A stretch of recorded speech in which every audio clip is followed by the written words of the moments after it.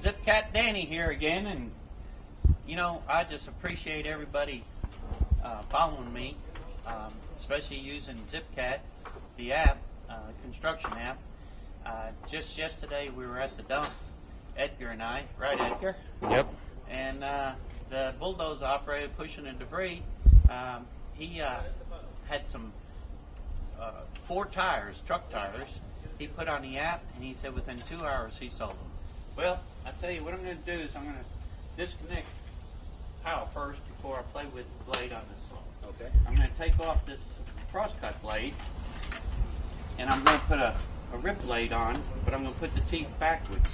And the reason why I'm doing that is, if you look down here, I'm going to try to cut this piece of sheet metal because I forgot my snips. So this is just another way that I'm going to see if it works. So I'm going to experiment a little bit here. I've done it before. I've used this method a lot on cutting corrugated sheet metal.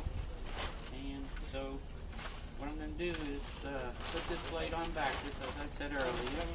Let me get my Allen key. This is an Allen key, guys. And it keeps it right in the back of the handle there where it belongs. And I always make sure I put it back because you need it.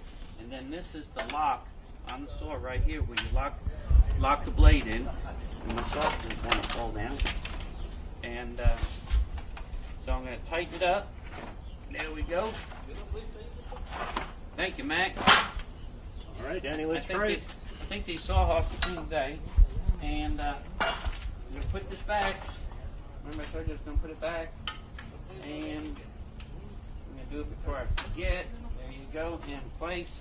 And then I'm going to adjust so that I'm cutting just a little bit, not deep, into the wood. But the wood is actually going to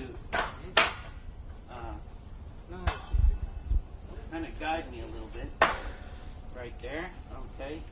Max, if you can give us some power there, put the plug together.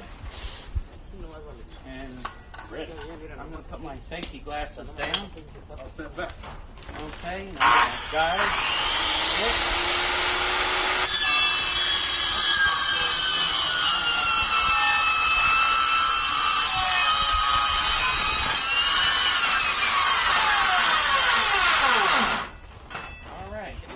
Successful, nice and straight, and that's why I like using this method, because the actual wood, when I put it down into the wood just a little bit, helps me keep it straight.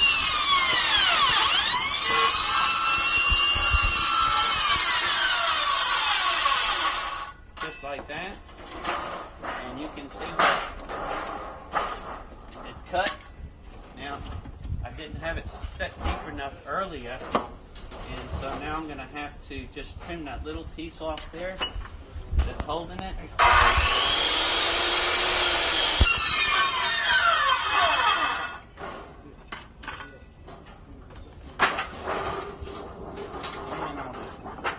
Got a little air on it.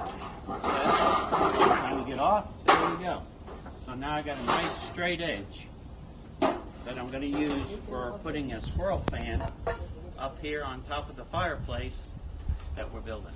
A squirrel fan is one that goes around like a squirrel cage. It turns like that, and trust me, it's hot out here. I wouldn't mind just showing you how it works so I can get a little breeze. Woo! So, and you notice how quiet it is? Okay, this fan is going to be mounted up here in the center of the fireplace. And what I'm doing is fabricating metal, and I've cut out where the fan is actually going to blow down when you're sitting out in front of the fireplace at 20-degree weather.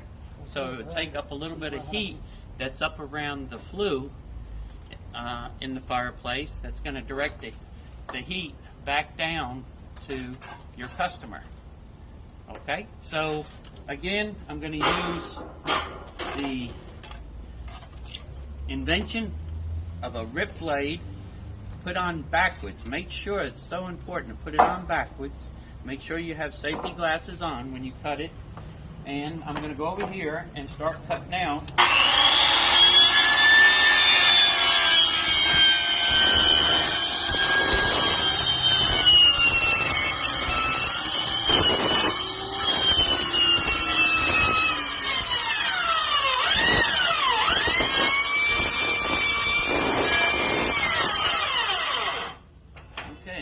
first line cut.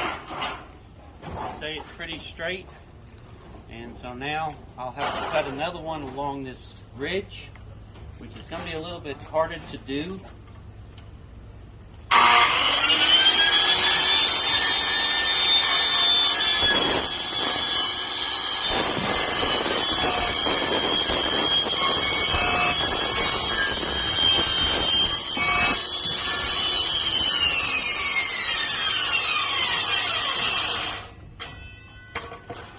Now I have to trim out the 1.25 inches here that I have marked out in here. But you can see I've got it cut out now where the wind is gonna, the fan is gonna blow down through this hole that I'm putting up in between the joists, these rafters that we custom made to make it a more efficient fireplace. Have a great day and thank you for watching.